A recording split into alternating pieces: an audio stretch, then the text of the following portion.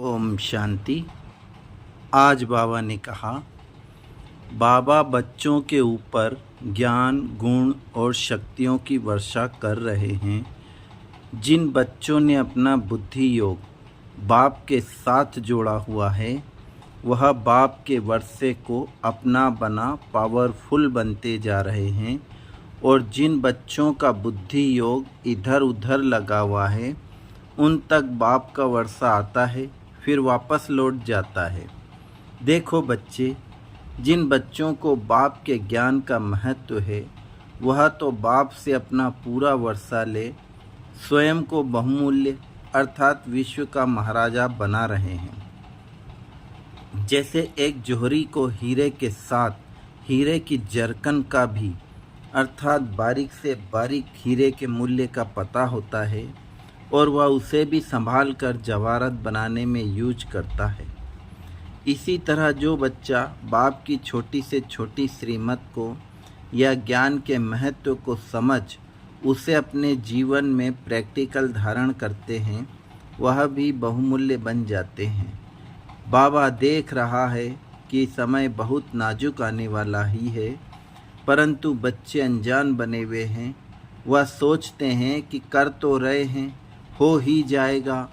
सब कुछ छोड़ना अर्थात त्याग करना तो मुश्किल है, अर्थात उन्हें बाप पर निश्चय नहीं है। इसलिए वह बच्चे समर्पण बुद्धि नहीं बन पाते। समर्पण अर्थात त्याग, और त्याग से ही भाग्य है। जो बच्चे इस समय 100% बाप की श्रीमत पर चलने का अटेंशन दे रहे हैं, उन बच्चों की जिम्मेदारी बाप लेता है।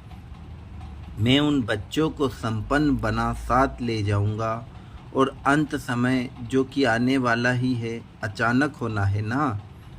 बाप समान बच्चे अपने भाग्य की स्मृति में नाचते हुए भी सभी आत्माओं के कल्याण के निमित्त बनेंगे, और दूसरे अति दुख के समय उन्हीं का एक हिस्सा बन पश्चाताप की अग्नि में जलेंगे।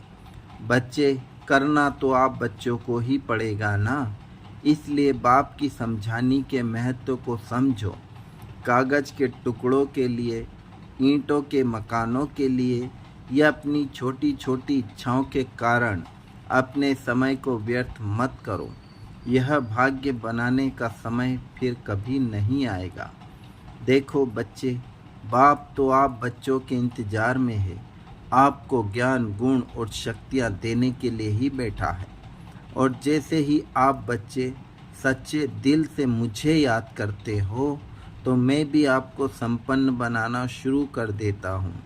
परंतु याद तो करो ना, फिर ही तो बाप का वर्षा ले पाओगे। ओम शांति।